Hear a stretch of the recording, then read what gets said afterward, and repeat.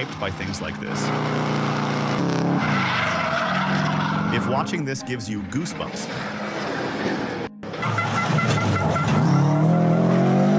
and on top of that, you want to discover curiosities about the first-generation Subaru Legacy that will make you fall in love, stick around until the end, because what you're about to hear isn't just the story of a car. It's the origin of an era that changed Subaru forever.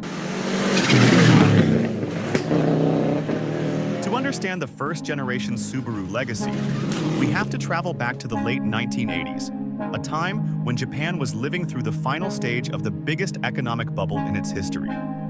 The economy was booming, companies had money to invest, and car manufacturers were in a constant war to release models that were more advanced, more high-tech, and more ambitious.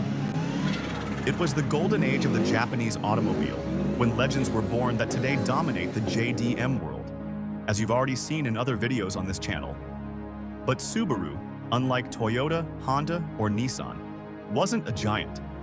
It was a small brand, specialized in boxer engines and all-wheel drive, known for its reliability, but still far from being a respected name on a global level.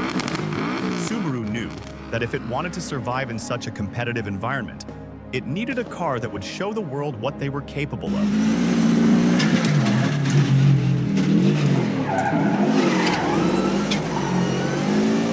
It wasn't enough to build just another car, they had to build the car. A model that mixed technology, sportiness, reliability, all-wheel drive, boxer engines, and a more serious, more premium, and more global image. And that's how the Subaru Legacy was born, launched in 1989. It wasn't just any car. It was Subaru's biggest financial and technological bet up to that point. And if it failed, it could have been a disaster for the brand. The Legacy changed the rules of the game within Subaru from day one. It was built on a completely new platform, stiffer and more modern, designed to offer comfort, stability, and top-level handling. Subaru spent millions improving aerodynamics, designing more refined and efficient engines, and creating a vehicle that could compete directly with the family sedans that dominated the market. Also, from the very beginning, Subaru wanted to prove that its technology wasn't just marketing. That's why the Legacy RS was used to try to break the world record for sustained, high-speed, long-distance driving. And they did it.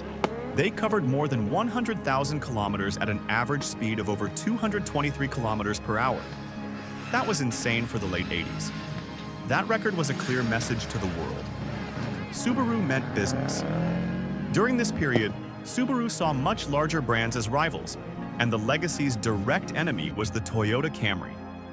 While Toyota offered reliability and smoothness, Subaru wanted to offer something different: personality, sportiness, and all-wheel drive in a family car.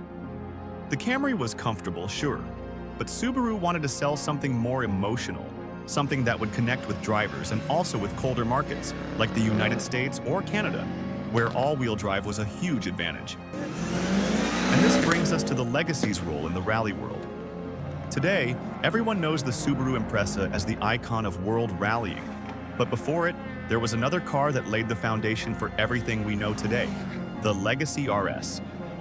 Subaru officially entered the World Rally Championship in 1990 with the Legacy as the main star. It was a big car for rallying, longer and heavier than the Impreza that would come later, but even so, it achieved very important results. It was in this car that drivers like Colin McRae began to write their story with Subaru. And the best part is that Subaru's first ever victory in the World Rally Championship was achieved with a Legacy. It happened in New Zealand in 1993, with McRae behind the wheel. That moment completely changed how Subaru was perceived worldwide. No one imagined that such a small brand could show up in a championship dominated by Toyota, Lancia, Ford, and Mitsubishi. But there was the Legacy, proving that all-wheel drive and boxer engines weren't just some weird Japanese gimmick. They were a real advantage.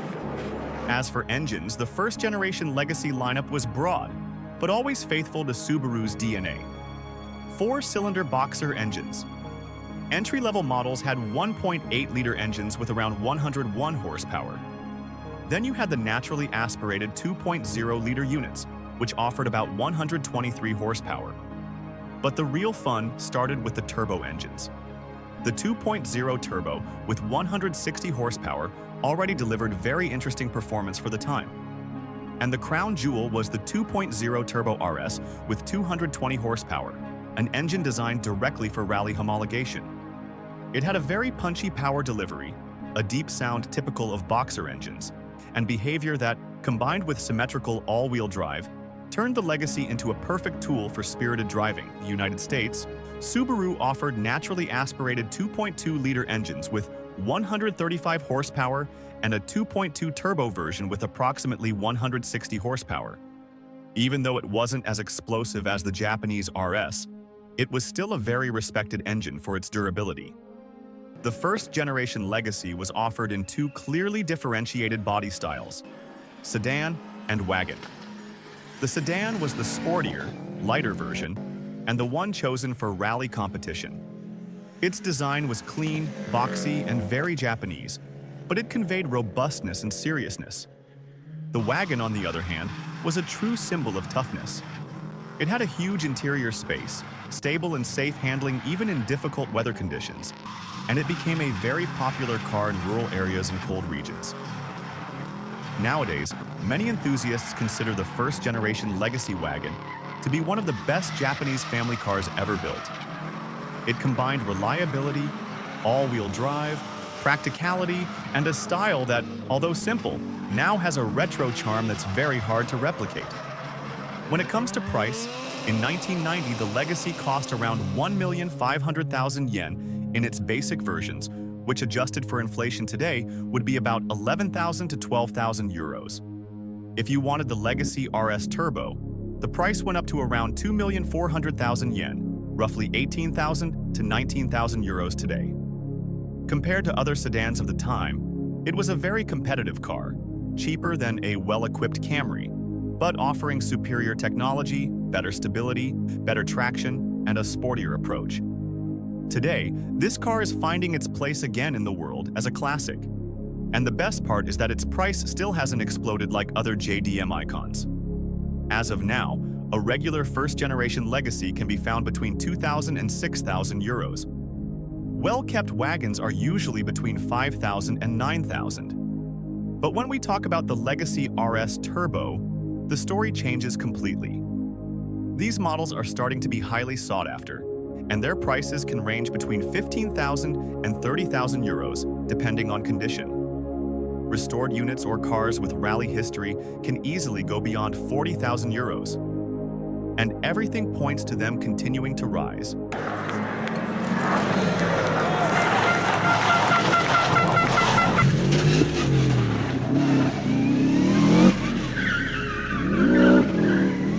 Now that you know all this, you can see that the first-generation Legacy is not just some old Subaru.